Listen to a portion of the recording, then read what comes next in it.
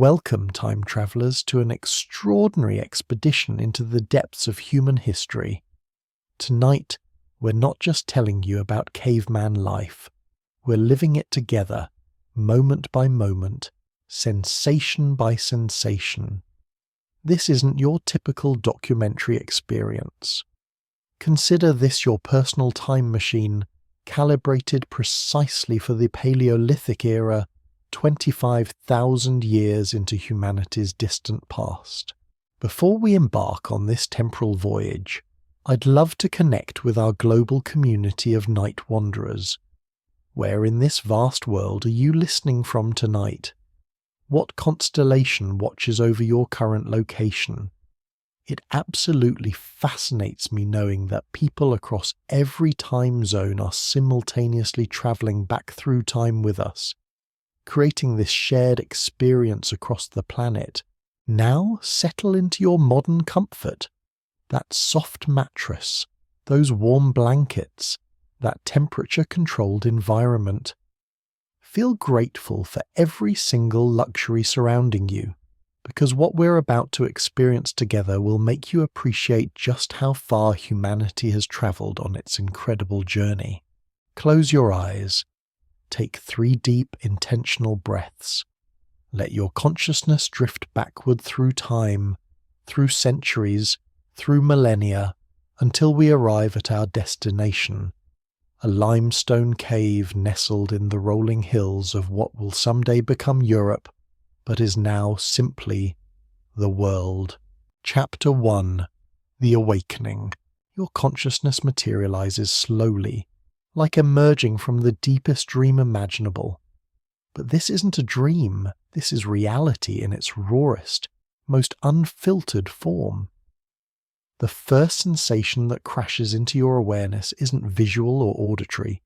It's cold, bone-deep, marrow-freezing cold that seems to seep through every layer of primitive clothing and settle permanently in your joints. You're lying on what could generously be called a bed, though it bears no resemblance to any sleeping surface you've ever known.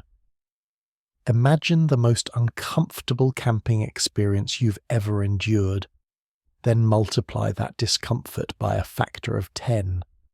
Bundles of sedge grass and marsh rushes have been carefully woven together to create a sleeping mat. But carefully is relative when your only tools are stone, bone, and desperate necessity. Every single grass stem seems personally committed to finding the most sensitive spot on your body to poke and prod.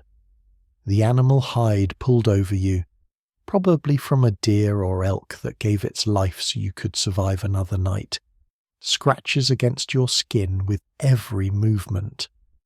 The hide has been worked and softened as much as primitive techniques allow, but soft in the Stone Age is still rougher than the coarsest modern fabric.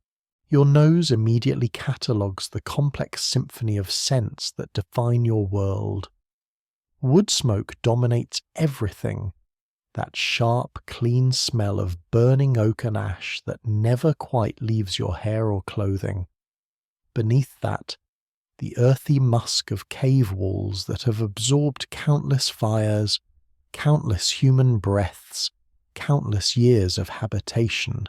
The lingering aroma of last night's cooked meat mingles with the sharper, more pungent smell of unwashed human bodies.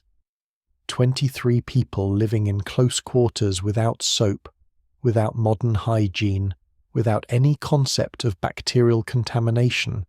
There's another smell too. Something green and organic from all the plant material used for bedding and tools. And underneath everything, that distinctive scent of animal fat used for waterproofing and preservation, creating an olfactory landscape that's simultaneously foreign and somehow deeply familiar, as if some ancient part of your brain recognizes this as home. The cave breathes around you with its own mysterious rhythm. Somewhere in the darkness beyond your sleeping area, water drips steadily from stalactites, each drop echoing softly in the stone chambers. The sound creates a natural metronome that's been marking time in this place for thousands of years.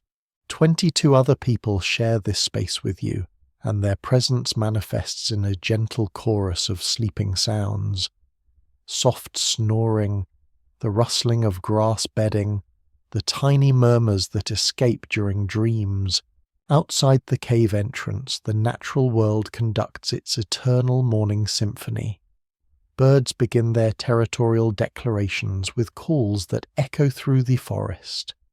Somewhere in the distance, a larger animal, perhaps a deer or wild boar, moves through the underbrush with careful steps that only trained ears can detect. Your body inventory reveals the harsh reality of Paleolithic existence.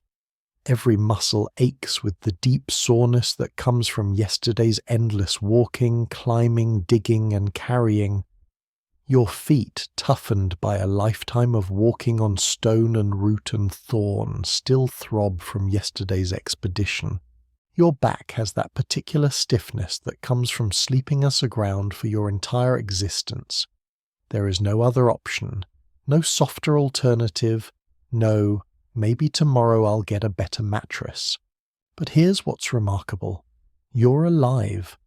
In a world where death lurks behind every shadow, where a simple infection can become a death sentence, where predators hunt humans as readily as any other prey, you've survived another night.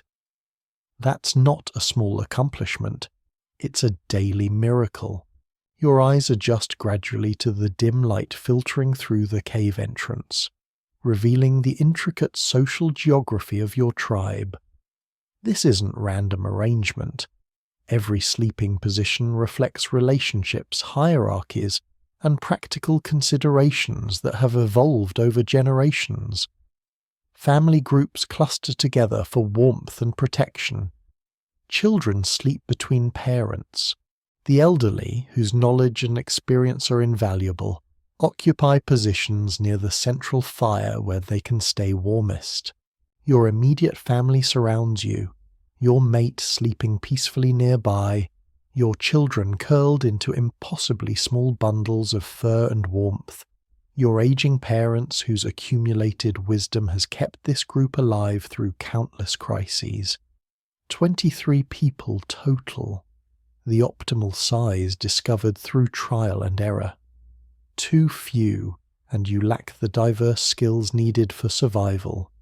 Too many, and resources become strained to the breaking point. The fire. Oh, the magnificent life-giving fire that dominates the center of your world both literally and figuratively.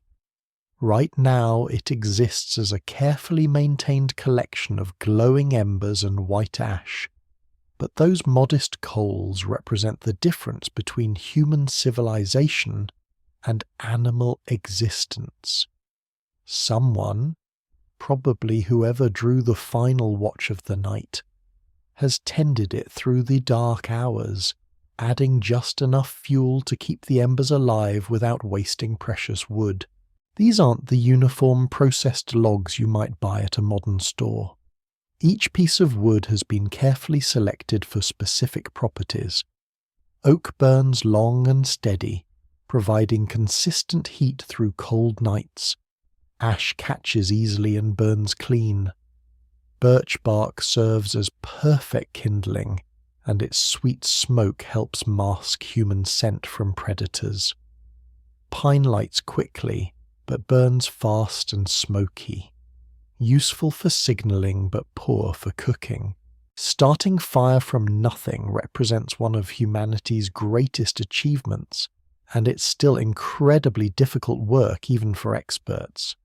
That's why the fire never dies completely. Someone always maintains watch, always tends the embers, always ensures that this crucial technology remains available. Losing fire doesn't just mean cold and darkness. It means vulnerability to predators, inability to cook food properly, loss of the social center that binds your group together. Chapter 2. The Morning Ritual. Movement begins slowly throughout the cave as other members of your band respond to the same internal clock that awakened you. Someone yawns explosively. a jaw-cracking sound that resonates off the stone walls and triggers sympathetic yawns throughout the group. Another person stretches with a groan that speaks eloquently of joint stiffness and muscle soreness that will never completely disappear. Getting up requires a conscious effort that modern humans rarely experience. Every joint protests movement after a night on the unforgiving cave floor. Your hip pops audibly as you shift position. Your neck cricks as you turn your head. Your ankles make small grinding sounds as you flex your feet. This is life before chiropractors, before pain relief, before any medical intervention beyond herbal remedies and hope. The cave floor feels shockingly cold against your bare feet despite the calluses that have built up over a lifetime of walking on stone and earth and root. These natural leather soles protect you from most injuries, but they can't completely insulate against the bone-deep chill of stone that has been cooling all night long. As you carefully stand and make your way toward the fire pit, you pass other family groups engaged in their own morning rituals. There's Carla, the best tracker in your entire band, already sitting upright and methodically checking each of her stone tools. Her fingers move over familiar surfaces, feeling for chips or cracks that could mean the difference between successful hunting and empty-handed return. Brune, the closest thing your group has to a formal leader, kneels beside the fire pit studying the embers with the intensity of a surgeon examining a patient.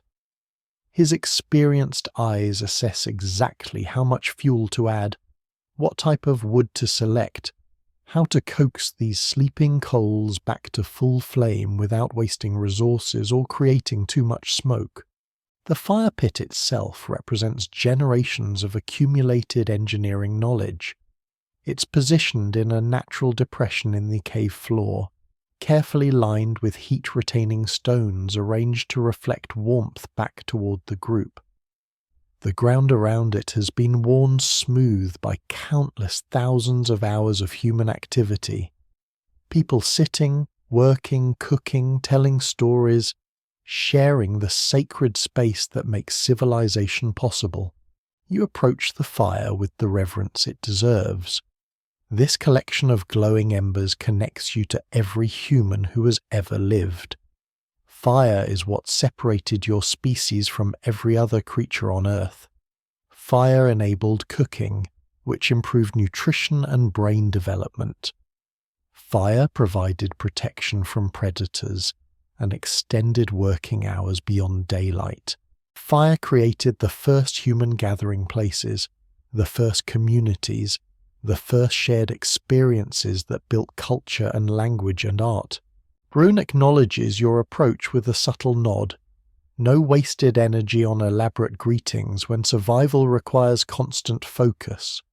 Together, you begin the delicate process of coaxing flame from ember. This isn't like turning a gas burner or striking a match. This requires understanding wood types, airflow, fuel density, and timing developed through years of practice. The kindling must be arranged precisely, smallest pieces at the bottom where they can catch most easily, gradually building up to larger pieces that will sustain the fire once it's established. Too much kindling and you'll smother the flame, too little and it will die before reaching the larger fuel. The angle matters, the spacing matters. Everything matters when failure means starting over with precious resources. You blow gently on the embers, providing just enough oxygen to encourage combustion without dispersing the concentrated heat.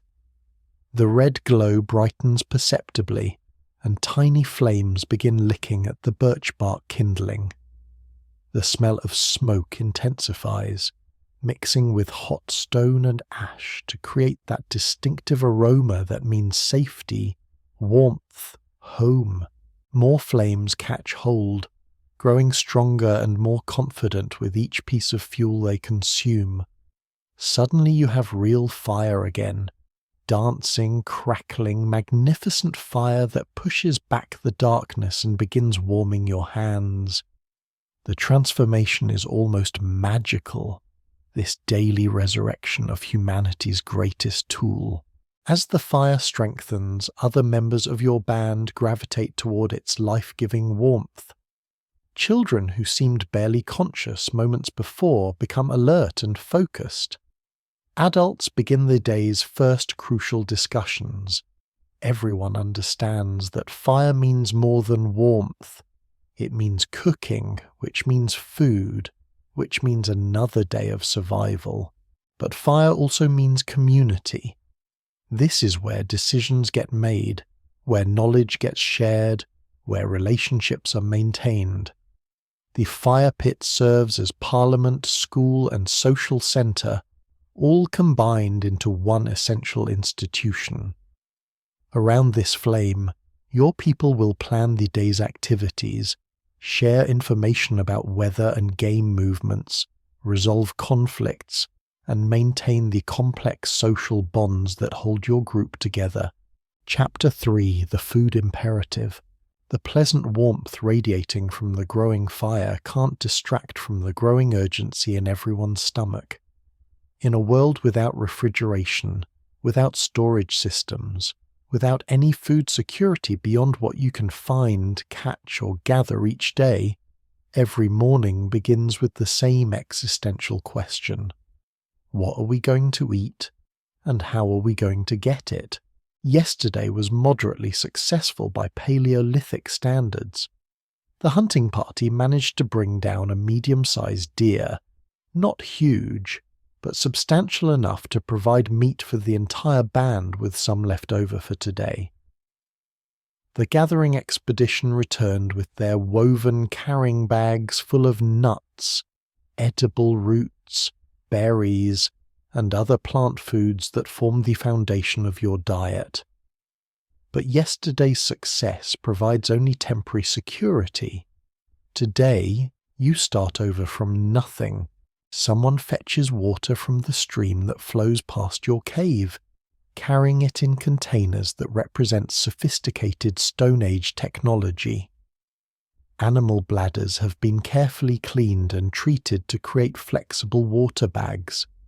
Carved wooden vessels, hollowed out with stone tools and fire, provide rigid containers. These aren't primitive substitutes for real containers. They are the real containers, representing the pinnacle of available technology and craftsmanship. The water itself is something modern humans would consider a luxury. Pure, clean, cold spring water that flows directly from underground sources. No chlorine, no fluoride, no chemical treatment of any kind. Just water as nature created it, crisp and refreshing and completely free of industrial contamination. While water is being collected, others begin preparing a simple morning meal from yesterday's leftovers. The remaining deer meat gets spitted on carefully sharpened wooden sticks and held over the flames until it's heated through. This isn't elaborate cooking. There's no seasoning beyond what herbs and plants might be available, no complex preparation techniques, no recipes passed down through generations of professional chefs. But warm food on a cold morning represents profound comfort and nourishment. The smell of heating meat mingles with the wood smoke and creates an aroma that triggers immediate salivation and stomach rumbling. Your body recognizes this as the signal that fuel is coming, that the day's energy requirements will be met, that survival remains possible for another 24 hours. As you chew your portion of warmed meat along with some nuts saved from yesterday's gathering, the day's crucial planning session begins. This isn't a formal meeting with agenda items and parliamentary procedures. It's more like an organic conversation that emerges naturally around the fire. But the decisions made here will determine whether everyone lives or dies. The hunting party will venture east today, following the deer trail spotted yesterday evening. Deer are creatures of habit, following established routes between feeding areas and water sources. If you understand their patterns, you can position yourself along these natural highways and potentially intercept them. But hunting large game with stone-tipped spears and wooden clubs remains extremely dangerous work. Most hunting expeditions return empty-handed. Success requires not just skill and courage, but considerable luck. The gathering party will spread out through the forest in search of edible plants, nuts, roots, berries, mushrooms, bird eggs, insects, and medicinal herbs. Gathering provides more reliable results than hunting. You almost always find something useful. But it requires encyclopedic knowledge of the natural world that takes decades to master. You must know which berries are nutritious and which will kill you painfully, which mushrooms are delicious and which are deadly poison, which roots are edible raw, and which require complex processing to remove toxins, when bird eggs are available and where to find them, how to locate and process nuts that are bitter until properly prepared, where to find stones suitable for tool making, how to identify and harvest dozens of medicinal plants that serve as your only pharmacy. This knowledge exists entirely in human memory, passed down through generations of careful observation and sometimes fatal experimentation. There are no field guides, no reference books, no internet searches to verify plant identification. Just accumulated wisdom held in the minds of experienced gatherers who learned from their elders and will teach the next generation. Chapter 4, Tools of Survival. As the morning fire burns brighter and the cave begins to warm, everyone begins the daily ritual of tool maintenance that keeps you alive. In a world where your equipment can't be replaced by visiting a store, where broken tools might mean death, where every implement must be crafted by hand using only natural materials, maintenance isn't just important, it's absolutely critical. You examine your personal kit with the careful attention of a surgeon checking instruments. Your stone knife, which you made yourself through hours of careful work, shows several small chips along the edge from yesterday's activities. Nothing serious, but the blade could be sharper. Your wooden digging stick, carved from a piece of hardwood and fire-hardened to a sharp point, remains in good condition. Your leather carrying pouch, sewn with sinew thread using bone needles, shows no signs of wear or damage. The fire-making materials wrapped in bark require constant attention. These consist of a fire drill and fireboard made from specific types of wood, tinder prepared from certain plants, and precious sparks-catching material that must be kept absolutely dry. Losing these materials means losing the ability to create fire independently, which could be fatal if you become separated from the group. Stone tool production represents one of humanity's most sophisticated early technologies. Creating a sharp, durable cutting edge from raw stone requires understanding how different types of rock fracture, how to control the direction and size of flakes, how to apply exactly the right amount of force at precisely the right angle. Master knappers can create stone tools sharper than modern surgical scalpels. You settle into a comfortable position with your stone hammer and begin the meditative process of resharpening your knife. Each strike must be placed with absolute precision. Too hard and you'll shatter the tool completely, destroying hours of previous work. Too soft and nothing happens. Hit at the wrong angle and you'll create a useless edge or ruin the tool's balance. The sound of stone striking stone rings throughout the cave as other people work on their own tools. It's a rhythmic, almost musical sound that has echoed in human habitations for hundreds of thousands of years. Chip, chip, chip. The percussion of survival, the soundtrack of human ingenuity applied to the fundamental challenge of staying alive. Your knife sharpens beautifully under careful attention. The new edge gleams in sapphire light, sharper than most modern kitchen knives and capable of slicing through hide, meat, plant fiber, and wood with equal efficiency. You test it carefully on a scrap of leather, and it cuts cleanly without tearing or dragging. Perfect. This tool might save your life today. Around you, other members of your band engage in their own equipment maintenance rituals. Spear points get checked for cracks or loose bindings. Clothing receives attention for tears that need mending.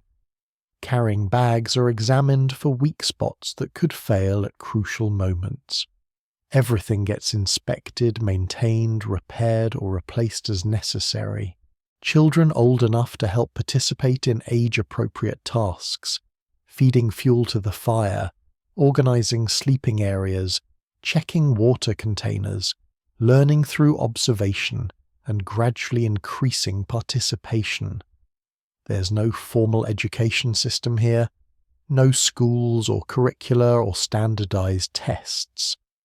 Learning happens through constant observation, imitation, and hands-on practice under adult supervision.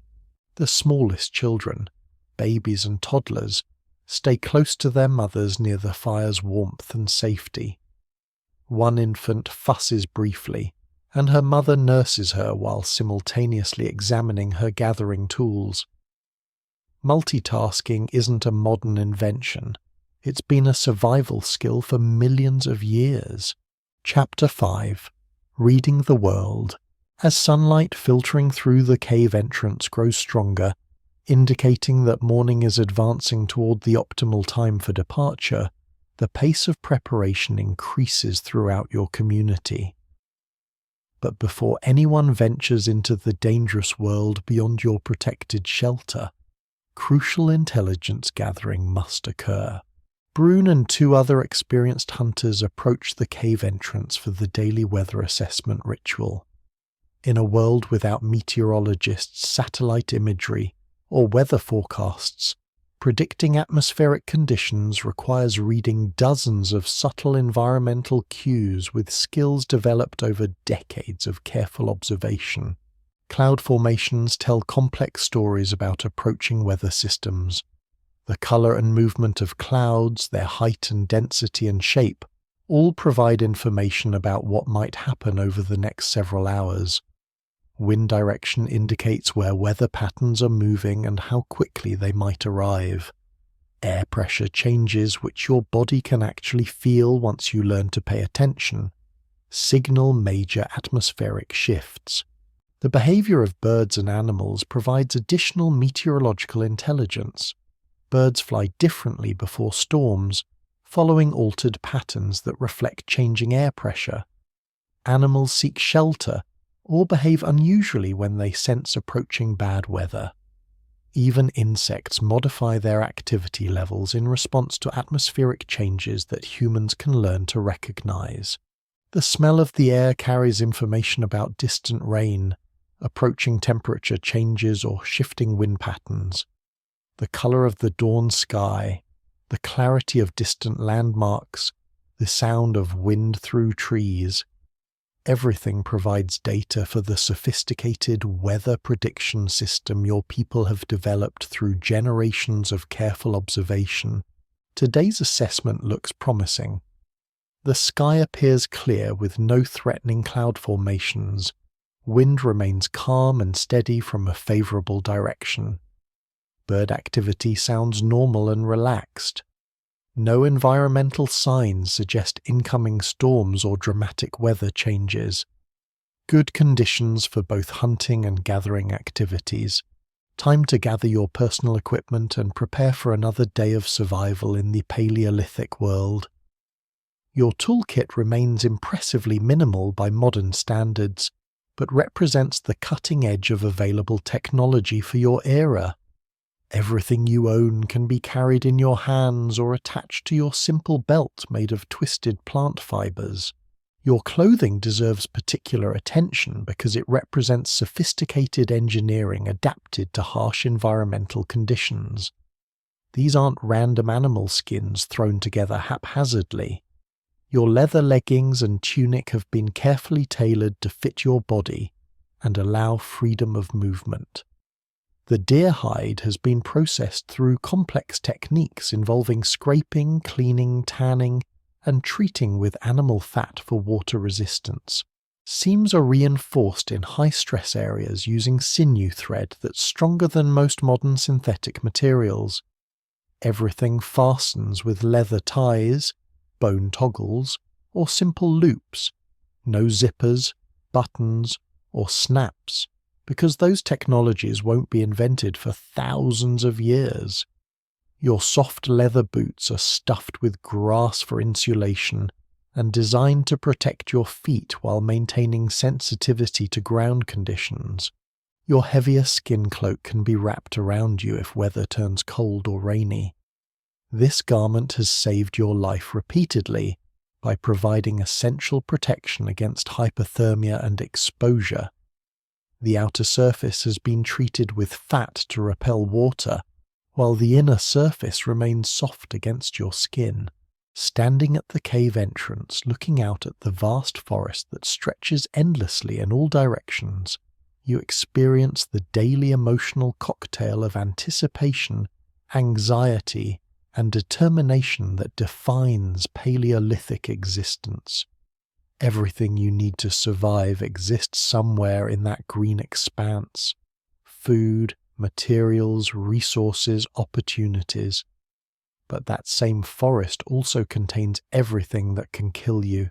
Large predators still hunt humans as readily as any other prey.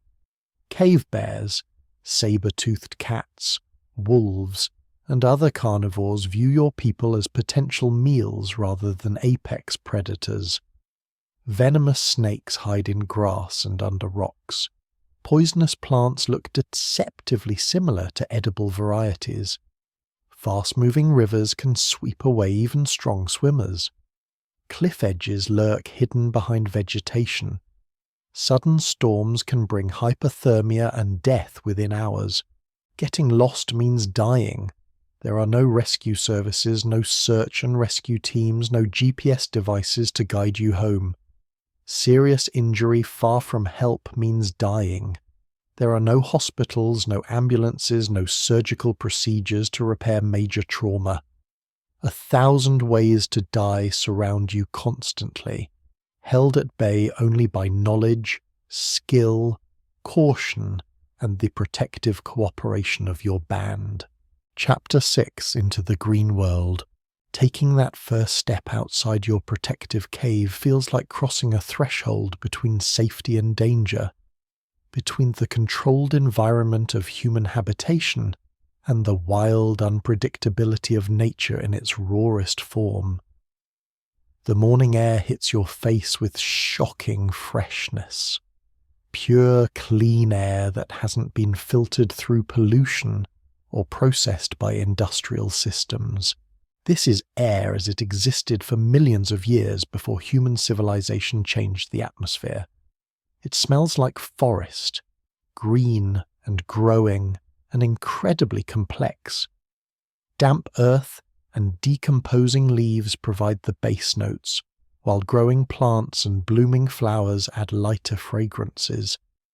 The musk of animals that passed this way recently mingles with the clean scent of moving water from the nearby stream. Sunlight on your skin feels different too. Direct solar radiation unfiltered by windows or reflected off buildings. This is the same sun that will warm human skin for thousands of generations, but right now it's simply the primary source of light and heat that makes life possible. No electricity exists, no artificial lighting of any kind, just the sun and moon and stars and fire. Your feet find the familiar path leading down from your cave toward the forest floor. This trail has been worn smooth by countless generations of your people, making this same journey every single day for hundreds of years.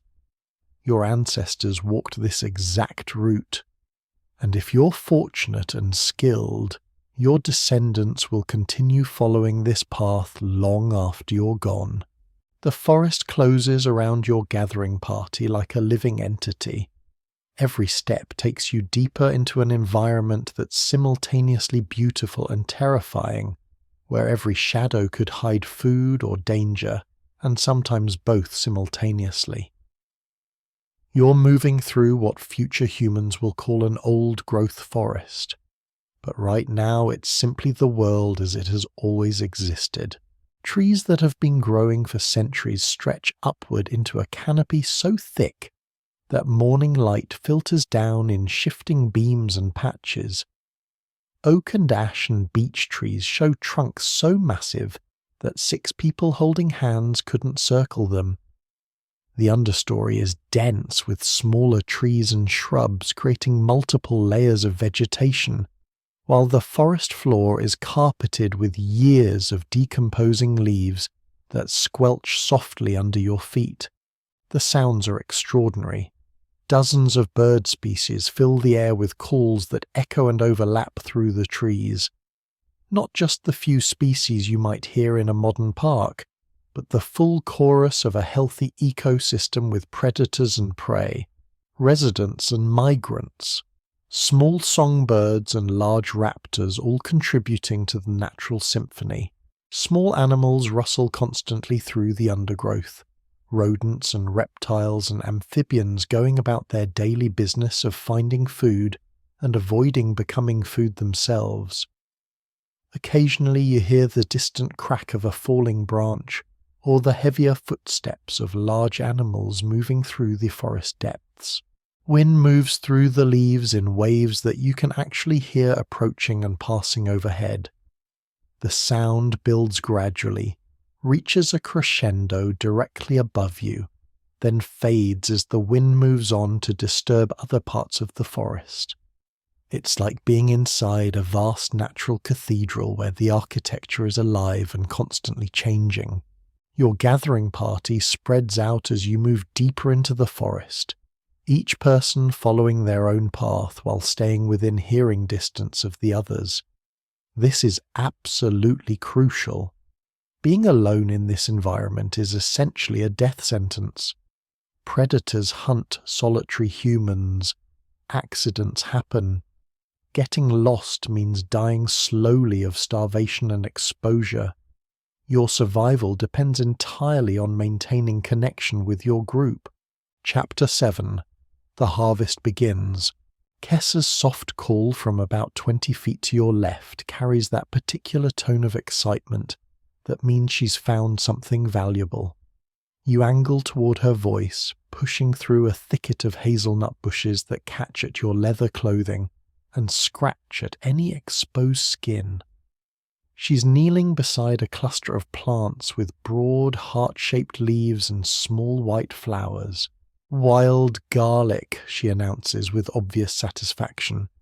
This represents multiple forms of value, not just food, but medicine as well. Wild garlic can help fight infections, and it adds precious flavor to otherwise bland meals. In a world without spices, without salt, without any seasoning beyond what nature provides, finding natural flavor enhancers is like discovering treasure. Together, you help her carefully dig up several bulbs using your wooden digging sticks. These tools represent sophisticated Stone Age technology. Hardwood sticks about the length of your forearm, sharpened to effective points and hardened in fire to increase durability. They're perfect for excavating roots and tubers without damaging the valuable parts. The bulbs emerge easily from the soft forest soil. They're smaller than modern cultivated garlic, about the size of your thumb, with papery white skin and that unmistakable sharp aroma that makes your mouth water immediately. Kessa tests one by rubbing it clean and taking a small bite, chewing thoughtfully to assess quality and potency. Good, she pronounces. Strong. These will keep well. The bulbs get wrapped carefully in soft leather and tucked into your carrying pouch. The morning's first successful find provides an encouraging start to the day's expedition. Your group continues deeper into the forest, following animal trails and paths that your people have used for generations. These aren't random routes through the wilderness.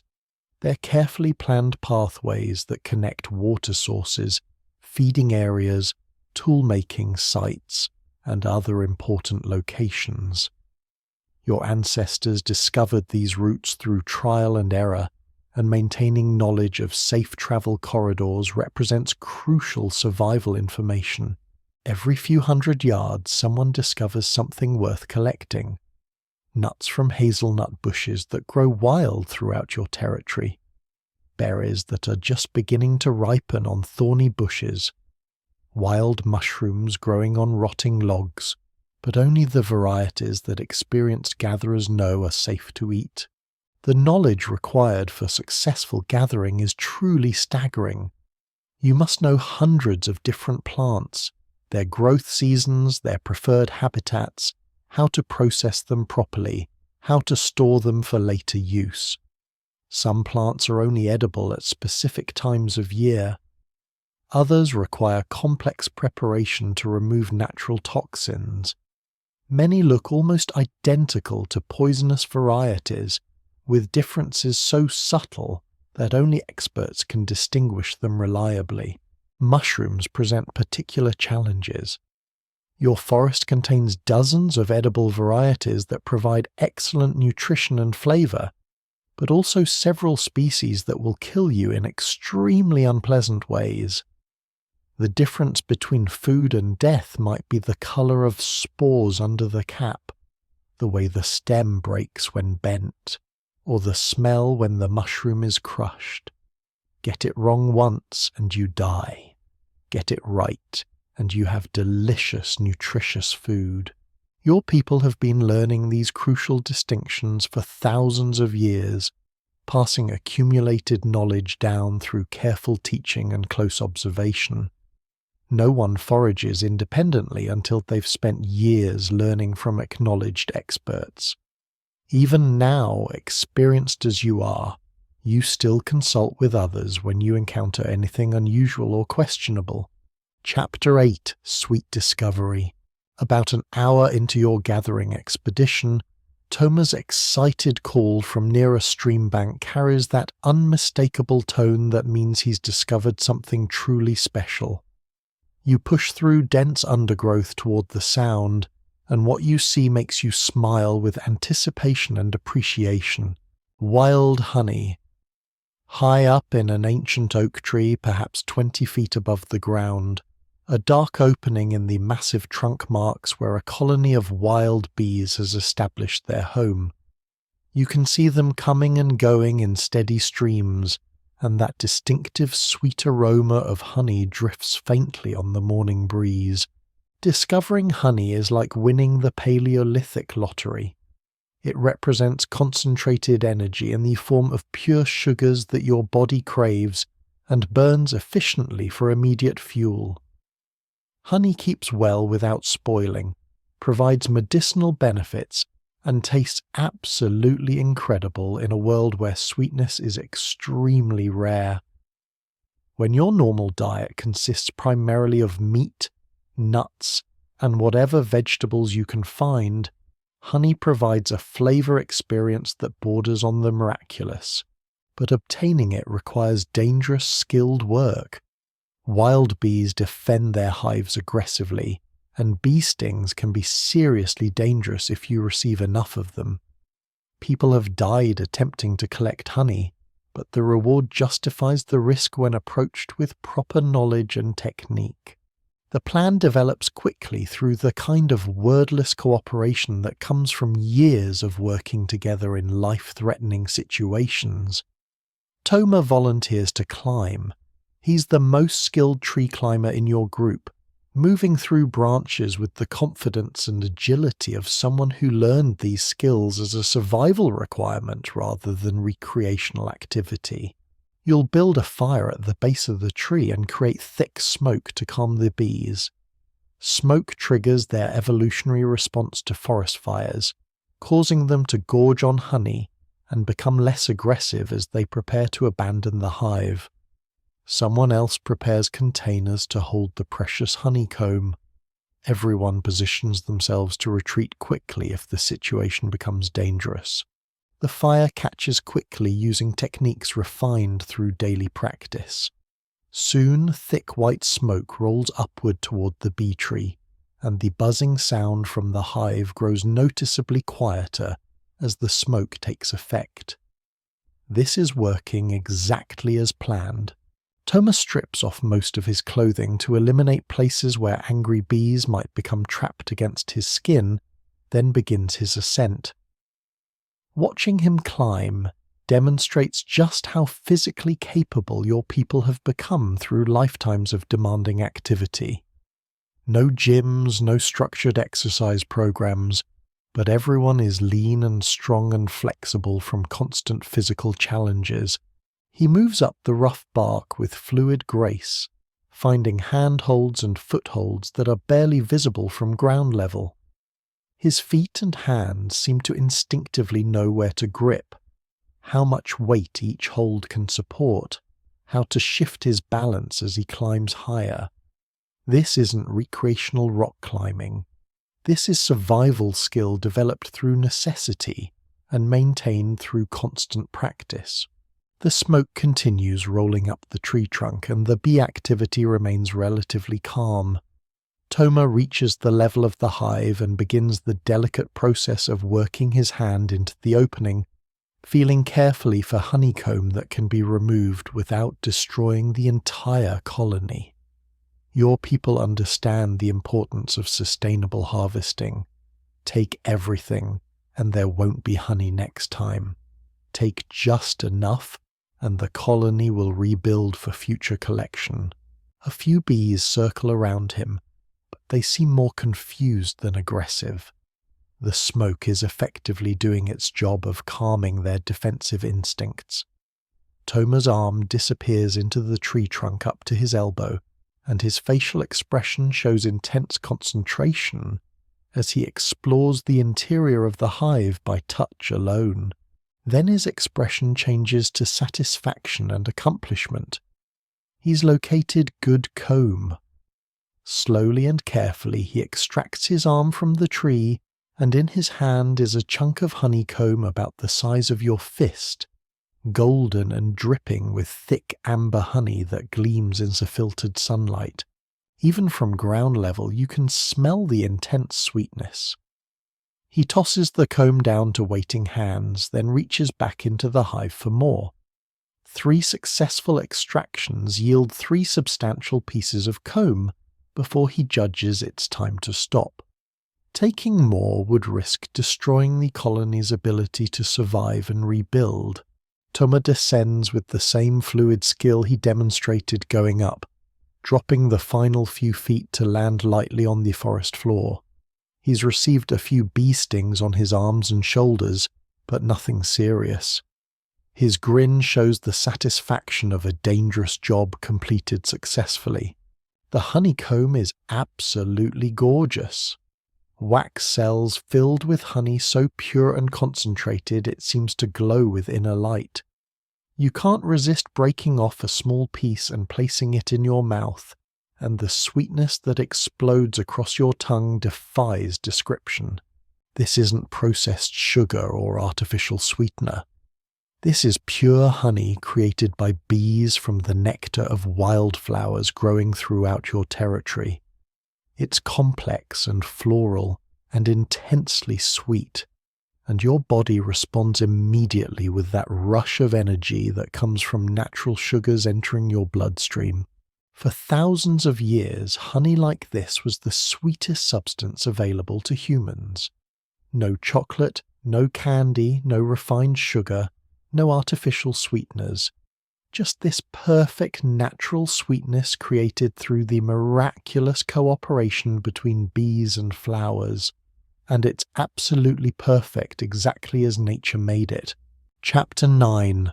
The Deeper Forest. Your gathering expedition continues deeper into the forest. energized by the successful honey collection and the promise it represents for sharing with your entire band back at the cave. The sun climbs higher through the canopy, sending shifting patterns of light and shadow across the forest floor as leaves move in the gentle morning breeze. As the sun climbs higher through the canopy, sending shifting patterns of light and shadow across the forest floor as leaves move in the gentle morning breeze, your gathering expedition encounters the true complexity of Paleolithic survival. This isn't simply a matter of wandering through the forest and picking up whatever looks edible. It requires a sophisticated understanding of ecological relationships, seasonal timing, and environmental indicators that modern humans can barely comprehend. The forest floor beneath your feet tells a complex story to those trained to read its messages. The pattern of fallen leaves reveals which trees are healthy and which might be stressed by disease or insect damage. Animal tracks pressed into soft earth indicate not just what creatures passed this way, but when they travelled, what direction they were heading, and whether they were moving normally or fleeing from predators. Scat deposits provide information about animal diets and health, helping predict where game might be found and what their current feeding patterns look like. Even the distribution of rocks and stones carries meaning. Certain formations indicate underground water sources, while others suggest the presence of materials suitable for tool making. Your trained eye automatically catalogues dozens of subtle environmental cues that combine to create a three-dimensional map of opportunity and danger. The way morning light filters through the canopy indicates wind patterns and potential weather changes. The activity level of insects suggests air pressure shifts that could bring storms. The behavior of birds provides early warning about predators or disturbances that haven't yet become visible to human senses. Kessa calls your attention to a cluster of mushrooms growing on a rotting log, but her excitement is tempered by careful caution. These look like honey mushrooms, which are excellent eating when properly identified and prepared. But several toxic varieties bear superficial resemblance to edible species, and the consequences of mistakes can be fatal. Together you examine the specimens using identification techniques passed down through generations of careful observation. The colour of the cap, the pattern of gills underneath, the texture of the stem, the smell when the mushroom is broken open, the colour of spore prints left on dark surfaces. Every detail gets checked against memorized standards that could mean the difference between nourishment and death. The honey mushrooms pass all tests and go into your carrying pouch, representing not just food but also important medicine. These particular fungi contain compounds that support immune system function and help fight off infections that could become serious health threats in a world without antibiotics or surgical intervention. Moving deeper into the forest, your group encounters a marshy area where different plant communities thrive in the water-saturated soil. Marsh areas present both opportunities and dangers that require special knowledge and careful approach. The plant varieties that grow here often provide unique nutritional benefits, but the wet ground also harbours different types of predators and presents increased risk of injury from hidden obstacles. Wild onions grow in abundance along the marsh edges, their distinctive smell making identification simple even for inexperienced gatherers. These provide both flavour enhancement and significant health benefits, containing compounds that help prevent scurvy and other nutritional deficiency diseases that pose constant threats to people dependent on whatever food they can find. But harvesting marsh plants requires understanding the complex relationships between plant communities, water levels, and seasonal timing. Taking too many plants from one area could damage the ecosystem's ability to regenerate. Disturbing root systems during the wrong time of year could eliminate next season's harvest. Every gathering decision must balance immediate needs against long-term sustainability.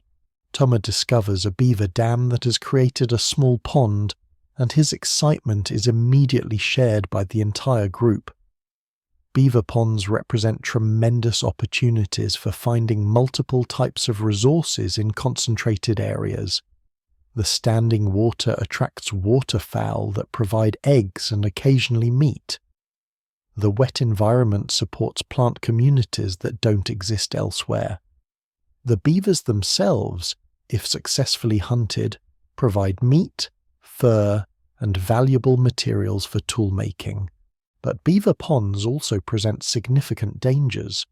The water might harbour parasites or diseases that could make humans sick.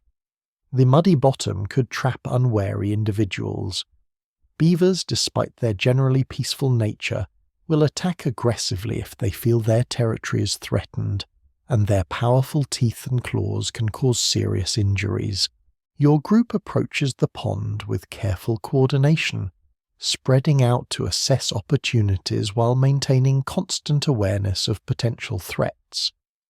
Someone checks the water quality by observing its clarity and smelling for any signs of contamination. Others look for signs of recent beaver activity that might indicate whether the animals are currently in residence. The pond edges yield immediate rewards in the form of cattail roots that can be processed into nutritious flour. Cattails represent one of nature's most generous plants, providing food from multiple parts during different seasons. The roots contain starch that can substitute for grain. Young shoots can be eaten like vegetables. The pollen provides protein and can be used as seasoning. Even the leaves have uses for weaving and construction. Harvesting cattail roots requires specific techniques that maximize yield while ensuring plant survival for future seasons. You must know exactly where to cut the root system, how much to take from each plant, and how to process the roots to extract maximum nutrition while removing compounds that could cause digestive problems. The work is physically demanding, requiring you to wade into cold water and dig through thick mud while maintaining balance and avoiding underwater obstacles. Your hands quickly become numb from the cold water, making fine motor control difficult just when precision becomes most important for effective root extraction. But the reward justifies the effort. Cattail root flour can provide substantial calories during times when other food sources become scarce. It stores well when properly dried and processed, creating a reserve food supply that could mean survival during harsh winter months when fresh plant foods become unavailable. Your carrying pouch grows heavier as the morning progresses, filled with diverse plant foods that will contribute significantly to your band's nutritional needs. Wild garlic for flavor and medicine, honey mushrooms for protein and immune support, marsh onions for vitamin content and preservation properties, cattail roots for concentrated calories and reliable storage food. Each item represents not just immediate nutrition, but insurance against future scarcity. In a world where food security never extends beyond the next successful gathering or hunting expedition, having diverse preserved foods available can mean the difference between survival and starvation during challenging periods. The knowledge required to make these gathering expeditions successful represents one of humanity's greatest intellectual achievements. Your people have essentially created a comprehensive database of ecological information that enables them to extract maximum nutrition from natural environments, while maintaining the sustainability necessary for long-term survival. This knowledge exists entirely in human memory, transmitted through careful teaching and constant practice. Every plant identification technique, every processing method, every storage procedure represents accumulated wisdom, that took generations to develop and refine. Losing experienced gatherers means losing irreplaceable information that could take decades to rediscover. As your group works its way through different plant communities, you encounter examples of the complex ecological relationships that determine where specific resources can be found. Nut trees grow best in well-drained soil with specific mineral content. Berry bushes thrive in clearings where they receive adequate sunlight. Root vegetables concentrate in areas with particular soil composition and drainage patterns. Understanding these relationships enables experienced gatherers to predict where valuable resources are most likely to be found, rather than simply wandering randomly through the forest, hoping to stumble across useful plants. This knowledge represents the beginning of agricultural science, the foundation understanding that would eventually enable humans to cultivate their own food rather than depending entirely on wild sources.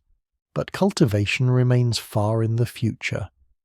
Right now, success depends on reading the natural world with accuracy that approaches intuition, understanding plant and animal behaviors with precision that borders on telepathy, and maintaining social cooperation that enables groups to achieve goals that no individual could accomplish alone. The morning sun continues its climb toward noon as your gathering party works systematically through productive areas of your territory. Each discovery gets carefully evaluated, properly harvested, and efficiently processed for transport back to the cave. The accumulated knowledge of your people guides every decision, from which plants to take to how much to harvest, to what processing techniques will maximize nutritional value. Your success today will directly impact your band's survival prospects not just for tonight's meal, but for days and weeks ahead, as preserved foods provide security against future scarcity. Every plant properly identified, every root successfully extracted, every medicinal herb carefully prepared represents a small victory in the ongoing struggle to maintain human life in a world that offers both abundant opportunity and constant danger.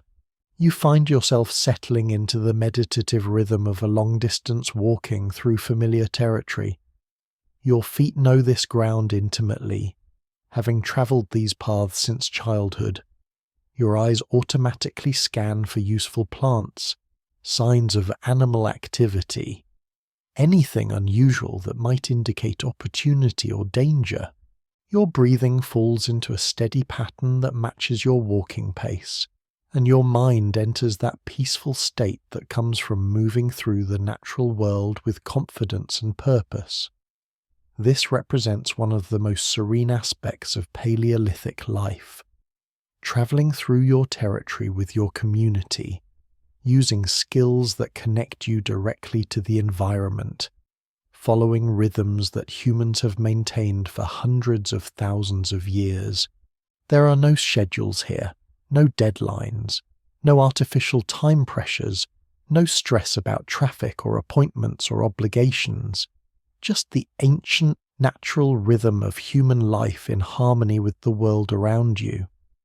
Your ancestors lived this way, and some deep part of your brain recognizes this as exactly how humans are supposed to exist. The forest reveals its treasures gradually as your group spreads out and explores different areas.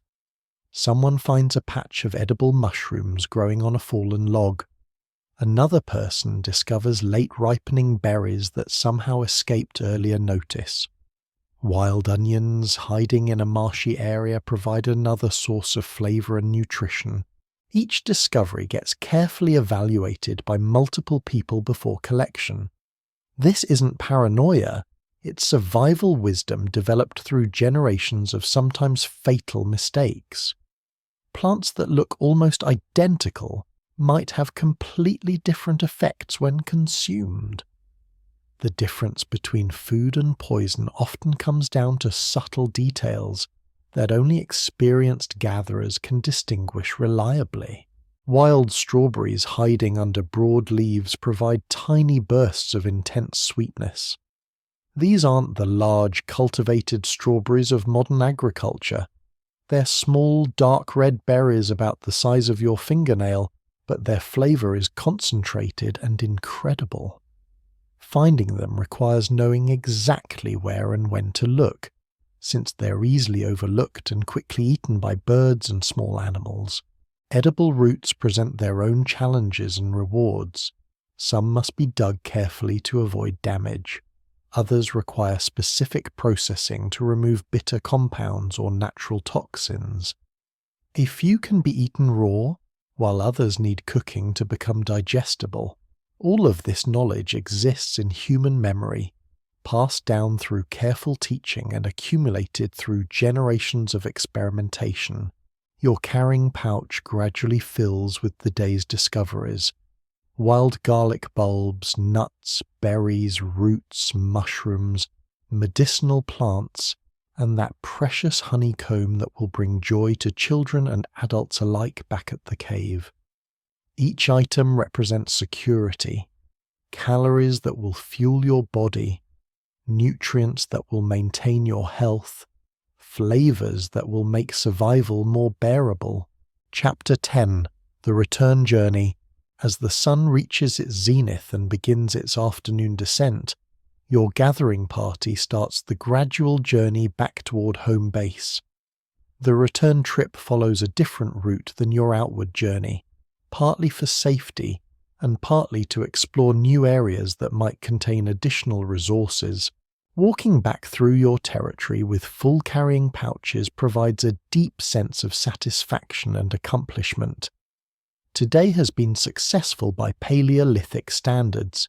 You found enough food and materials to contribute meaningfully to your band's survival.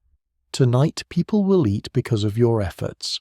Children will taste honey because of your team's skillful cooperation. The forest looks different on the return journey, partly because you're traveling new paths and partly because the changing angle of sunlight creates different patterns of illumination and shadow. Birds continue their activities, but afternoon behaviors differ from morning routines. Animals move through the forest on their own schedules, pursuing their own survival priorities. You begin to recognize familiar landmarks that indicate you're approaching home territory. That distinctive rock formation, the stream crossing where your people have built stepping stones, the grove of oak trees where generations of your ancestors gathered acorns during autumn seasons.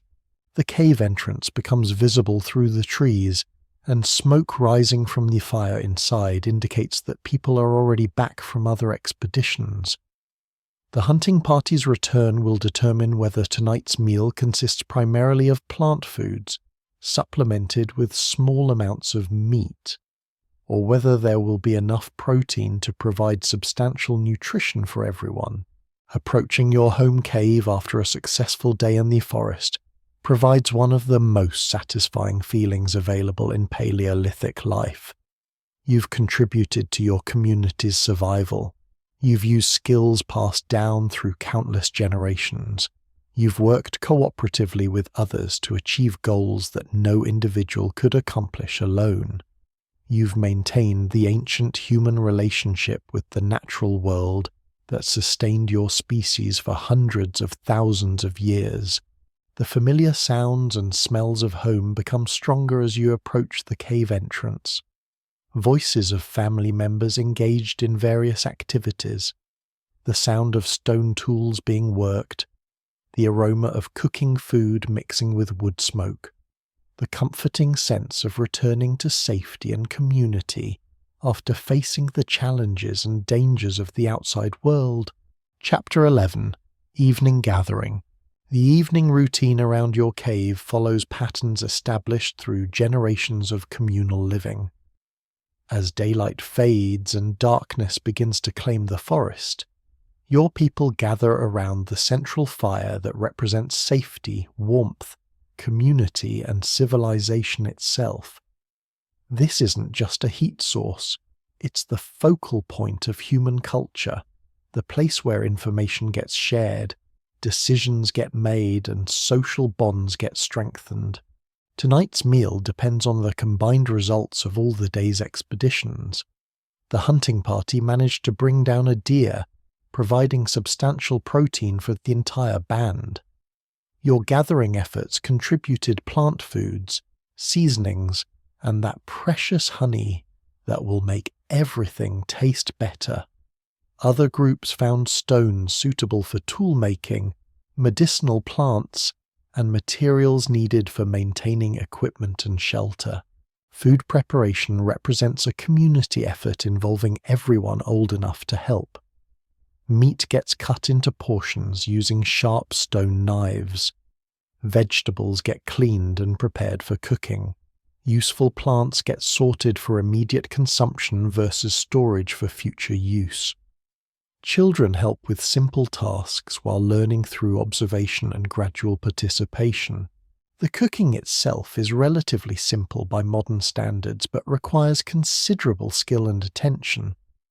Meat gets roasted on spits over the fire, turned regularly to ensure even cooking without burning. Some pieces get wrapped in large leaves and buried in hot coals for slower, more thorough cooking. Vegetables might be roasted directly in the coals or steamed in containers made from animal stomachs. Seasonings are limited to whatever the forest provides: wild garlic, onions, herbs, and occasionally salt obtained from certain plants or mineral deposits. But even simple seasonings transform basic ingredients into meals that provide not just nutrition, but genuine pleasure. The smell of cooking food fills the cave and creates anticipation that makes simple fare seem like a feast. As food cooks and people gather around the fire, the day's experiences get shared through informal conversation that serves multiple crucial functions. Information about animal movements, weather patterns, resource locations, and potential dangers gets disseminated throughout the group. Success stories get celebrated, problems get discussed, and solutions proposed. This is how your people maintain their collective knowledge base. There are no books, no written records, no databases. Everything your band knows about survival exists in human memory and gets transmitted through conversation, demonstration, and shared experience. Losing an experienced member of your group means losing irreplaceable knowledge that took decades to accumulate.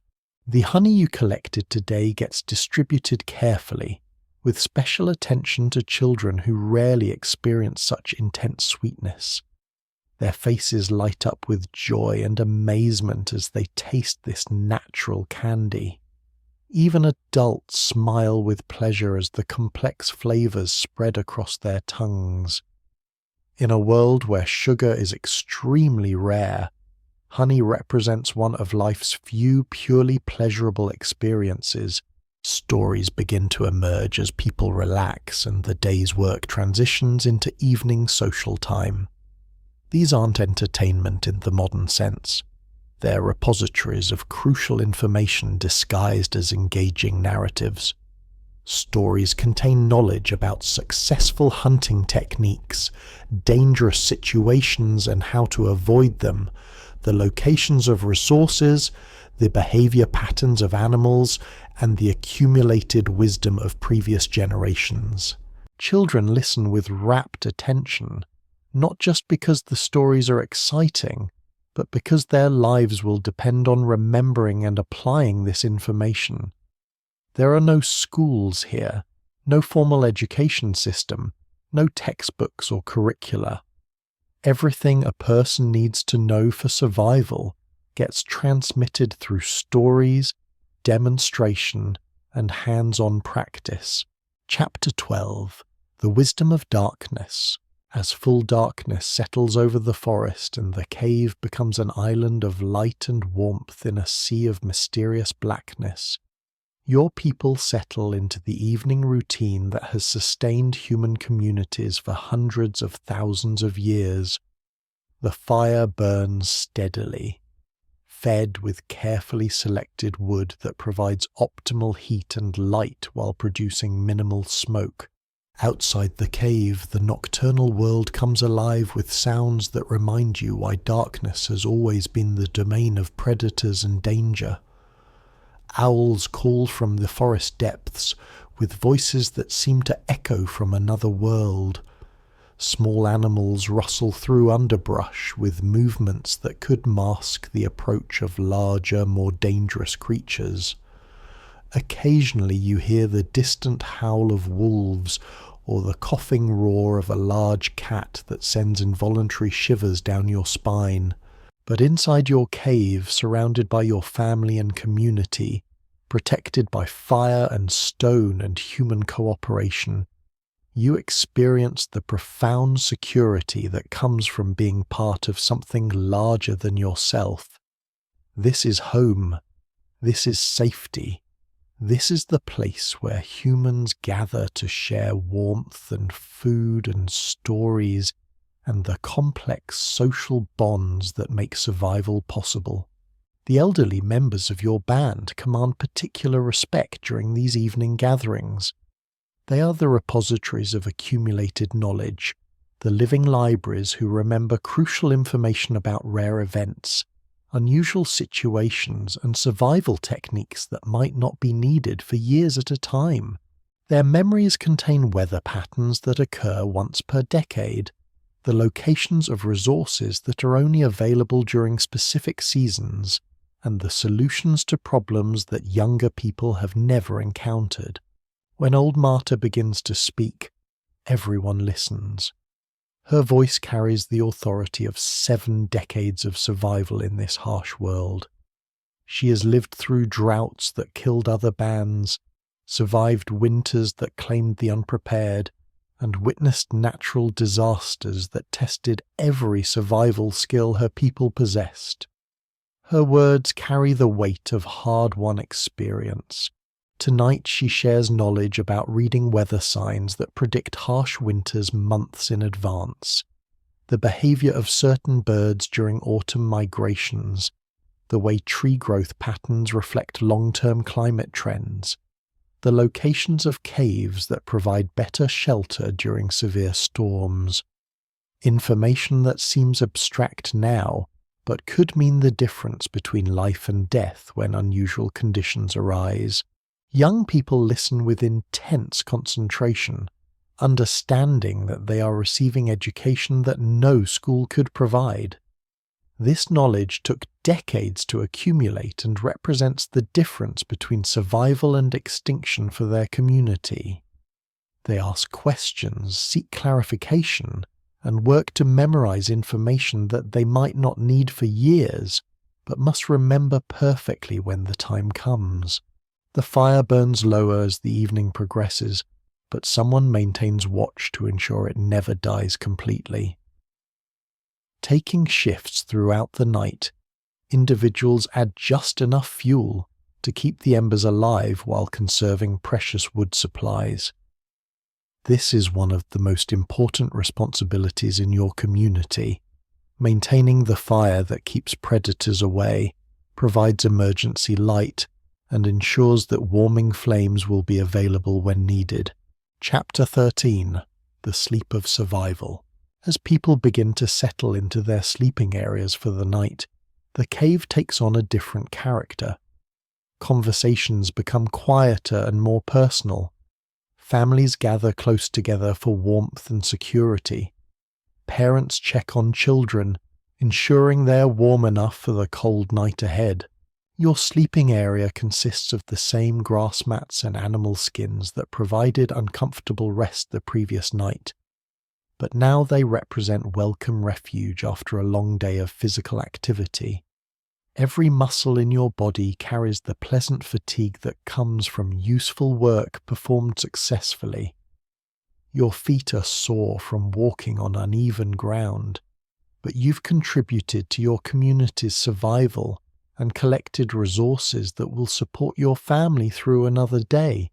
The process of preparing for sleep in the Paleolithic world involves considerations that modern humans never face. temperature regulation becomes critical as the fire dies down through the night. Too many coverings and you'll overheat and throw them off, leaving yourself vulnerable to the deep cold that settles into stone caves. Too few and you'll wake repeatedly as your body temperature drops below comfortable levels. Your animal skin blankets have been carefully selected and prepared for this purpose. The deer hide covering you tonight came from an animal that lived its entire life in this climate, developing exactly the right kind of fur density and skin thickness to provide optimal insulation. The hide has been processed to maintain flexibility while removing the hair that would shed and create hygiene problems in close quarters. Underneath the main covering, you wear a thin layer of softer rabbit fur that provides additional insulation while feeling pleasant against your skin. This inner layer has been sewn together from dozens of small pelts, creating a patchwork garment that represents hours of careful work by skilled hands. Every seam has been reinforced with sinew thread that won't break under stress. Your pillow consists of dried grass stuffed into a small leather bag, providing just enough elevation to keep your head comfortable without creating neck strain. The grass has been selected for softness and treated with aromatic herbs that help repel insects and provide a pleasant scent that aids relaxation. Some people prefer using folded leather or animal fur for head support, but you've found that grass-filled pillows work best for your personal comfort needs. Positioning your sleeping area requires strategic thinking about airflow, warmth distribution, and social dynamics within the cave. You want to be close enough to the fire to receive heat, but far enough away to avoid sparks and excessive smoke. You need proximity to your immediate family for security and warmth sharing, but sufficient space to move during sleep without disturbing others. The sounds of the cave settling into sleep mode create a familiar lullaby of human presence. Soft conversations between mates discussing the day's events and planning tomorrow's activities. Children asking questions about stories they heard or experiences they observed. Babies making those tiny sounds that infants create even while sleeping. The occasional snore from someone already deeply asleep. The continuous soft crackling of the carefully maintained fire. Each family group has developed its own evening routine that maximizes comfort and safety for all members. Parents check children's sleeping arrangements, ensuring adequate warmth and proper positioning. Elderly members receive special attention, as their reduced circulation makes them more vulnerable to cold, while their accumulated wisdom makes their survival crucial to the entire band. Tools and weapons get positioned within easy reach of sleeping areas, ready for immediate use if danger threatens during the night. Your stone knife remains by your side, sharp and ready for any emergency. Your wooden spear leans against the cave wall where you can grab it instantly if needed. Everyone sleeps with the understanding that threats can emerge without warning. Water containers are checked and positioned for easy access during the night.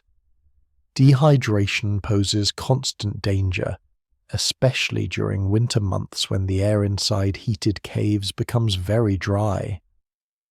Having clean water available without having to leave the safety of the cave means better sleep and reduced risk from nocturnal predators.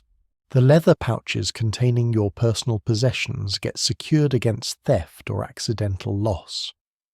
While theft within your trusted band is unlikely, accidents happen in the darkness, and losing crucial items like fire-starting materials or specialized tools could create survival problems.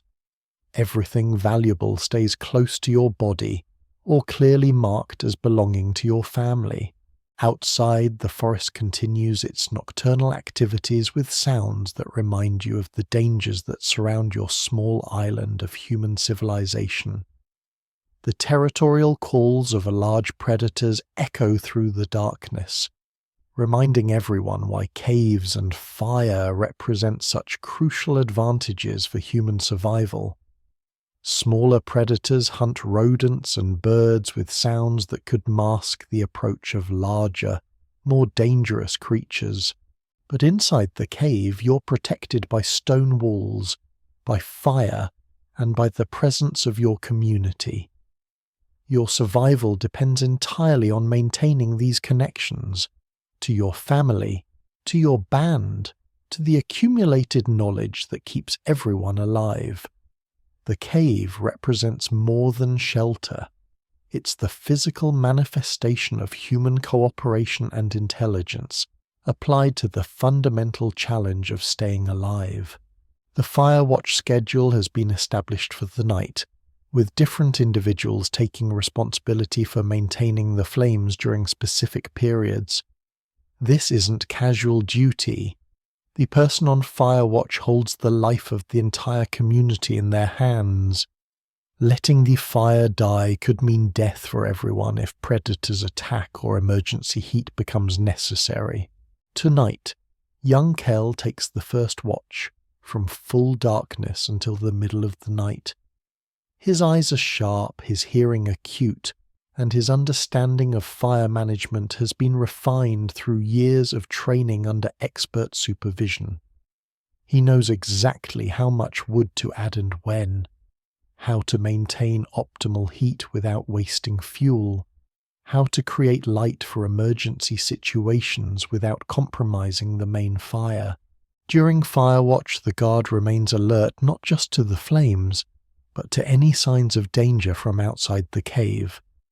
Unusual sounds in the forest, changes in animal behavior, weather shifts that could affect safety. All of these fall under the firekeeper's responsibility. It's lonely work sitting awake while everyone else sleeps, but absolutely essential for community survival. As you adjust your animal skin covering and find the least uncomfortable position on your grass bedding, you experience the deep satisfaction that comes from a day lived well, according to the standards of your world. You've gathered food, maintained your tools, contributed to your community's security, and strengthened the social bonds that make survival possible. The honey collected today will provide sweetness for several meals, improving nutrition and morale for the entire band. The wild garlic will add flavor to otherwise bland food, while providing medicinal benefits that could prevent illness. The nuts and berries represent stored energy that can sustain life during harder times ahead. Your newly sharpened stone knife performed perfectly during today's gathering activities, cutting through plant stems and roots with efficiency that made work easier and more productive. The time spent on tool maintenance this morning proved worthwhile, as sharp implements always make survival tasks safer and more effective. The successful cooperation between all members of your gathering party demonstrated the sophisticated social organization that enables human communities to thrive in challenging environments. No individual could have accomplished what your group achieved together. The honey collection particularly required coordinated effort that showcased human intelligence and teamwork at their finest. Tomorrow will bring new challenges, new dangers, new opportunities to use your skills in the endless battle against starvation, exposure, predation, and accident. Weather conditions might change, requiring different strategies for finding food and maintaining comfort. Animal behavior patterns might shift, creating new hunting opportunities or eliminating familiar food sources. But tonight, you're safe and warm and fed and surrounded by family. In a world where those conditions are never guaranteed, tonight represents victory. The simple act of lying down in safety with a full stomach surrounded by people who care about your welfare constitutes success by any reasonable Paleolithic standard. Your mind begins to process the day's experiences, filing away new information that might prove crucial for future survival. The location where honey was found gets memorized for next season. The appearance of edible plants at peak ripeness gets recorded for timing future gathering expeditions. Weather patterns observed today join the accumulated knowledge that enables prediction of future conditions. Sleep in the Paleolithic world requires different mental preparation than modern rest. You can't simply assume that tomorrow will be similar to today, that food will be available, that safety will continue, that your community will remain intact. Every night could potentially be your last, and every morning represents a fresh start in the ongoing battle for survival. Yet this uncertainty doesn't create the anxiety and stress that might affect modern minds. Instead, it generates a profound appreciation for each moment of safety, warmth, nourishment, and companionship. When nothing can be taken for granted, everything becomes precious. When survival is always in question, simply being alive feels miraculous. Your consciousness begins to fade as sleep claims your tired body. The last sounds you hear are the gentle breathing of your family members close by, the soft crackling of the fire that will protect you through the night, and the distant calls of night birds conducting their own survival business in the vast forest beyond. This is how humans lived for hundreds of thousands of years. This is the life that shaped your species, developed your capabilities, and created the foundation for everything that would follow. This is your heritage, your connection to every human who has ever lived, your participation in the greatest survival story ever told. In your dreams, you'll continue the eternal human journey through a world that is beautiful and terrible, generous and cruel, magnificent and dangerous. You'll wake tomorrow to face new challenges with skills passed down through countless generations of successful survivors. You'll continue the ancient dance between human ingenuity and natural forces that has sustained your species since the beginning of consciousness itself. Chapter 14. The Depths of Night. The middle hours of darkness bring their own unique character to cave life. The fire burns lower now, maintained at just the level necessary to provide warmth and security without wasting precious fuel. Shadows dance on the stone walls, creating an ever-changing display of light and darkness that has entertained and comforted humans for countless generations. Kel's watch period ends, and he gently wakes Mira for the second shift. The transfer of fire-keeping responsibility happens silently, with just a touch and a whispered word to avoid disturbing sleeping families. Mira checks the wood supply, assesses the fire's condition, and settles into the patient vigilance that will carry your community safely through the deepest part of the night. During these quiet hours, the cave takes on an almost mystical quality. The steady breathing of sleeping humans creates a gentle rhythm that seems to synchronize with the crackling of burning wood. Occasionally, someone shifts position, with a soft rustle of grass bedding and animal skin. A child might murmur something incomprehensible from within a dream. These small sounds of life provide constant reassurance that your community remains safe and intact.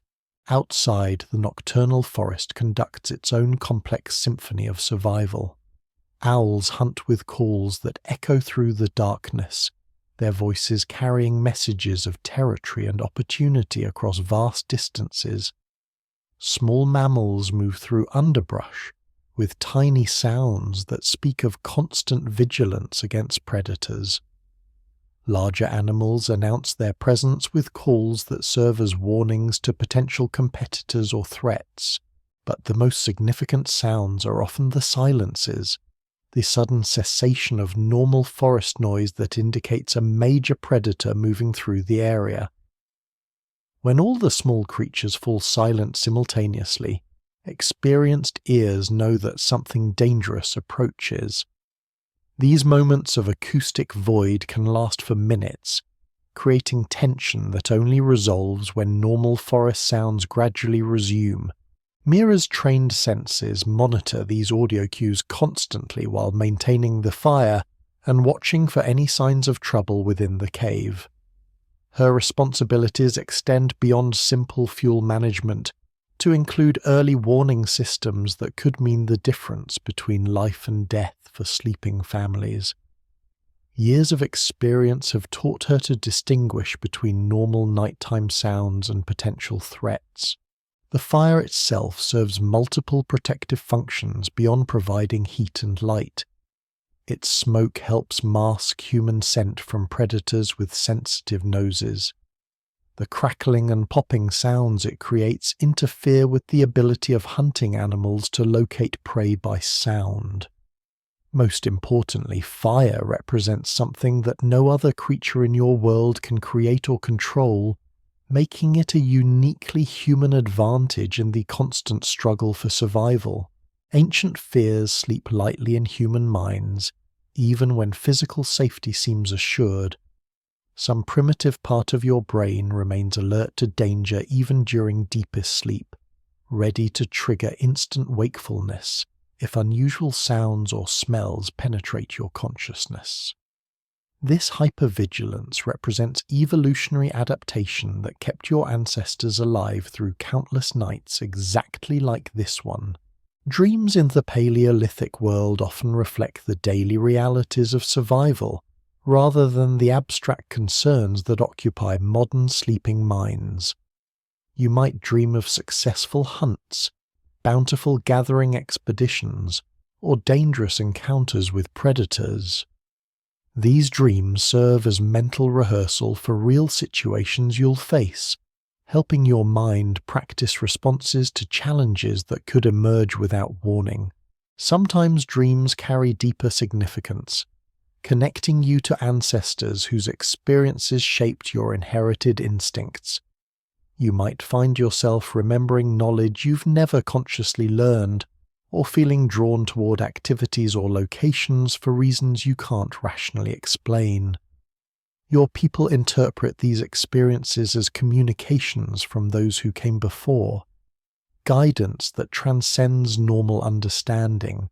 The spiritual dimension of Paleolithic life emerges most strongly during these quiet night hours, when the boundary between waking and sleeping consciousness becomes thin. Surrounded by the breathing presence of your community, warmed by fire that connects you to every human who has ever lived, you participate in something larger than individual existence. Chapter 15: The Approach of Dawn. As the darkest part of night begins to fade toward the possibility of morning, subtle changes in the cave's atmosphere signal the approaching transition. The fire has burned steadily through the night, maintained by careful attention from successive watchers who ensured that warmth and protection never faltered. Now Brune takes the final watch, the crucial period when dawn's early light will begin filtering through the cave entrance. This is often the most dangerous time in the 24-hour cycle. Predators that have hunted unsuccessfully through the night become desperate and more willing to take risks that daylight would normally discourage. Human communities are at their most vulnerable, with everyone exhausted from the previous day's work and not yet fully alert for new challenges. Brune's experience makes him particularly suited for this critical watch period. His ears have been trained through decades of survival to distinguish between normal pre-dawn forest sounds and the subtle audio signatures that indicate approaching danger. His eyes can detect movement in near-total darkness that would be invisible to younger, less experienced watchers. The fire needs careful management during this transition period. Too much flame and you waste precious fuel while potentially signaling your location to unwanted observers. Too little, and you lose the protection that fire provides during vulnerable moments. Brune adds wood with the precise timing of someone who has performed this task thousands of times under conditions where mistakes could be fatal. Outside, the forest begins its gradual awakening as diurnal creatures start stirring, while nocturnal animals complete their final hunting activities before seeking daylight shelter. Bird calls begin tentatively at first, then grow stronger and more confident as light increases. The changing acoustic environment provides constant information about conditions beyond the cave entrance. Your sleep during these final hours before dawn tends to be lighter and more fragmented, as your internal clock prepares your body for another day of survival challenges. Dreams become more vivid and sometimes prophetic, carrying messages that experienced people learn to interpret as guidance for upcoming decisions.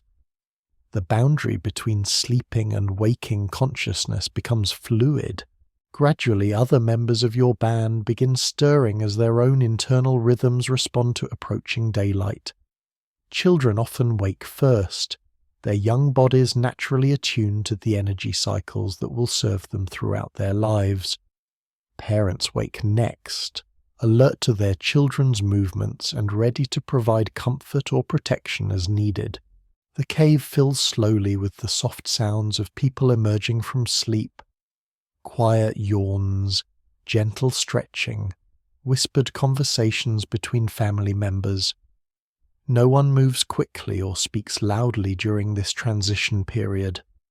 Sudden sounds could startle others, or potentially alert outside threats to the presence of vulnerable humans just emerging from sleep. Brune checks the weather through careful observation of conditions visible from the cave entrance. Wind direction, cloud formations, air temperature and humidity all provide crucial information for planning the day's activities. Weather prediction remains as important now as it was yesterday. An accurate assessment during these pre-dawn hours can prevent dangerous mistakes later. The fire gets gradually built up as more people wake and begin preparing for another day of survival activities. Wood selection becomes important as different types provide varying benefits for cooking, heating, and tool-making activities. Oak for steady burning, birch for easy lighting, ash for clean flames that won't contaminate food preparation. Food preparation begins with assessment of remaining supplies from yesterday's gathering and hunting efforts. Some food keeps well overnight, while other items need immediate consumption to prevent spoilage. Meat that wasn't fully consumed yesterday gets checked for freshness and safety. Plant foods get sorted for immediate use versus storage for later meals. Water needs attention after the night's consumption and the coming day's requirements. Containers get refilled from the reliable stream that flows past your cave. This water source represents one of the primary reasons your band selected this location for long-term habitation. Access to clean, dependable water eliminates one of the major challenges that mobile groups face constantly. Chapter 16. The eternal cycle continues. As full daylight begins to penetrate the cave entrance and your community prepares for another day of survival challenges, you experience the profound continuity that connects your life to every human who has ever faced the dawn with determination and hope.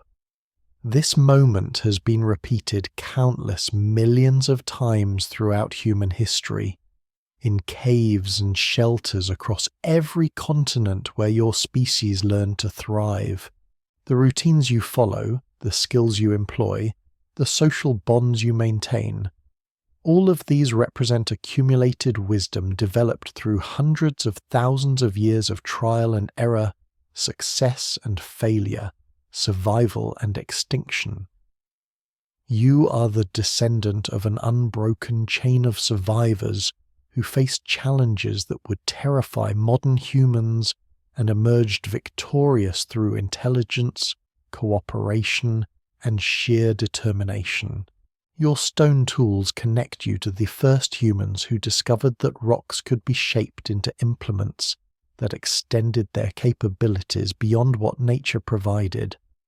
Your fire links you to the revolutionary moment when your species learned to control the element that separates human civilization from animal existence. Your social cooperation reflects the understanding that individual survival depends absolutely on community success. The knowledge you carry in your mind represents the accumulated learning of countless generations who observed the natural world with careful attention, experimented with different approaches to survival challenges, and passed successful techniques down to their children. Every plant identification skill, every weather prediction method, every hunting strategy exists because someone before you figured it out through experience that often came at great personal cost. Your physical capabilities reflect evolutionary adaptation to exactly the kind of life you're living. Your hands can grip tools with precision that enables sophisticated manipulation of materials. Your legs can carry you across vast distances with efficiency that amazes modern observers. Your brain can process complex environmental information and make survival decisions with speed that often means the difference between life and death. But perhaps most importantly, your capacity for cooperation and emotional connection enables the kind of community life that makes human survival possible in hostile environments. The love you feel for your family, the loyalty you maintain toward your band, the willingness to sacrifice personal comfort for group benefit. These represent the social innovations that enabled your species to thrive where other human variants failed.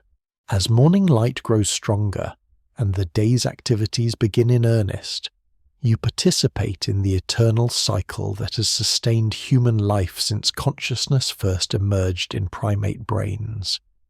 You wake with challenges to face and skills to employ. You work with tools made by your own hands using techniques refined through generations of practice. You cooperate with others whose survival depends on your success, just as yours depends on theirs. The forest awaits with its endless cycle of opportunity and danger, resources and threats, beauty and terror. Each day brings new combinations of familiar challenges that require all your intelligence, experience, and courage to handle successfully. Some days will be easier, with abundant food and favorable weather. Others will test every survival skill you possess. Through it all, you remain connected to the great human story that stretches back to the dawn of consciousness and forward toward possibilities that no Paleolithic mind could imagine.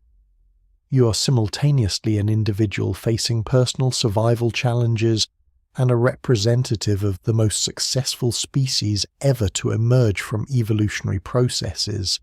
Your daily struggles to find food, maintain shelter, protect your family, and contribute to your community's welfare represent the fundamental human activities that built the foundation for every subsequent achievement in human history.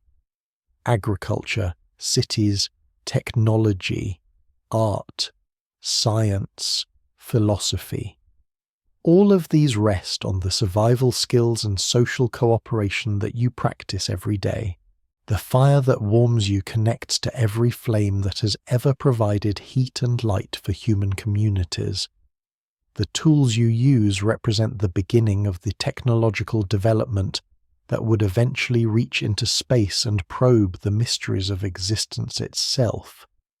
The social bonds that hold your band together demonstrate the cooperation that would eventually enable millions of humans to work together in complex civilizations. But none of that future exists yet.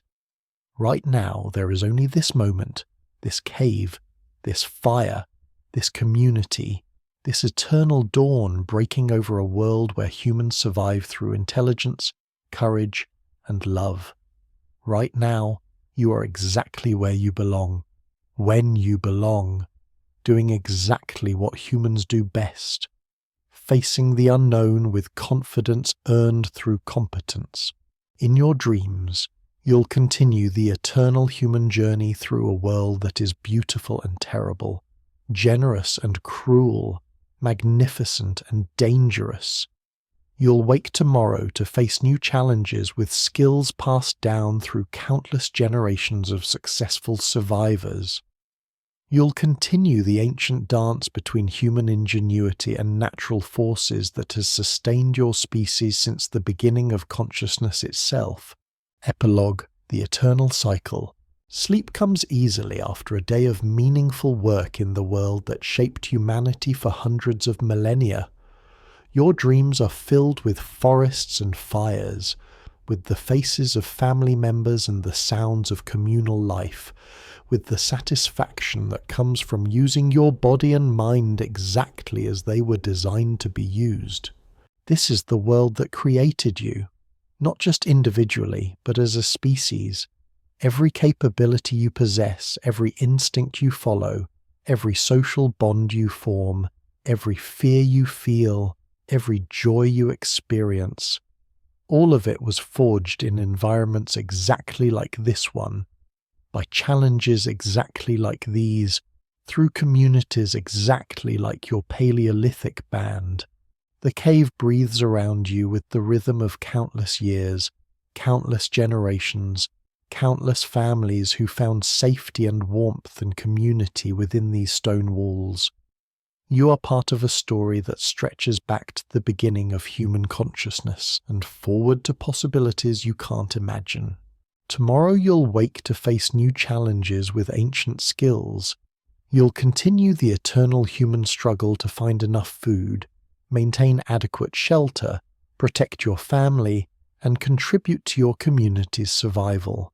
You'll use tools made with your own hands, knowledge passed down through generations of successful survivors, and courage developed through daily confrontation with a world that is simultaneously wonderful and terrible. This is your inheritance. This is your connection to every human who has ever lived. This is the foundation upon which all subsequent human achievements were built. Rest now in the knowledge that you are part of the greatest adventure in the history of life on Earth.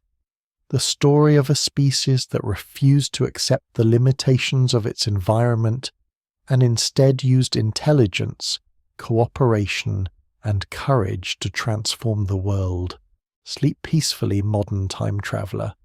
Sleep with the profound understanding that you carry within your genes, your instincts, and your deepest memories the experiences of countless ancestors who survived impossible odds to pass life forward to you. Sleep with gratitude for the struggles they endured, the wisdom they accumulated, and the love they shared around fires exactly like the one that protects you tonight. The story continues. The fire burns on.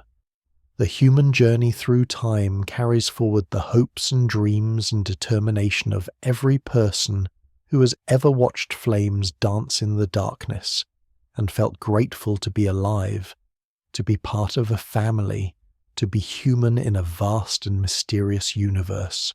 Rest well, ancient soul. Rest in the knowledge that you are exactly where you belong, when you belong, doing exactly what humans do best, surviving together, creating meaning together, and passing the light of consciousness forward through time like a fire that must never be allowed to die. Dream of forests and families, of challenges overcome and wisdom shared, of the endless human capacity to find joy and meaning and hope in the midst of the most difficult circumstances imaginable. Dream the dreams of your ancestors and wake tomorrow ready to continue their eternal journey into whatever tomorrow might bring. The cave holds you safe. The fire burns steady. The family surrounds you with warmth. The story goes on forever, and you are part of it all. Epilogue, the eternal cycle. Sleep comes easily after a day of meaningful work in the world that shaped humanity for hundreds of millennia.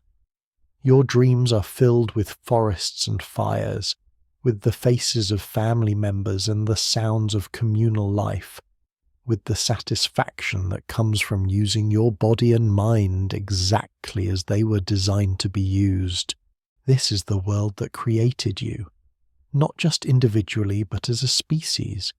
Every capability you possess, every instinct you follow, every social bond you form, every fear you feel, every joy you experience, all of it was forged in environments exactly like this one, by challenges exactly like these, through communities exactly like your Paleolithic band. The cave breathes around you with the rhythm of countless years, countless generations, countless families who found safety and warmth and community within these stone walls. You are part of a story that stretches back to the beginning of human consciousness and forward to possibilities you can't imagine. Tomorrow you'll wake to face new challenges with ancient skills. You'll continue the eternal human struggle to find enough food, maintain adequate shelter, protect your family, and contribute to your community's survival. You'll use tools made with your own hands, knowledge passed down through generations of successful survivors, and courage developed through daily confrontation with a world that is simultaneously wonderful and terrible.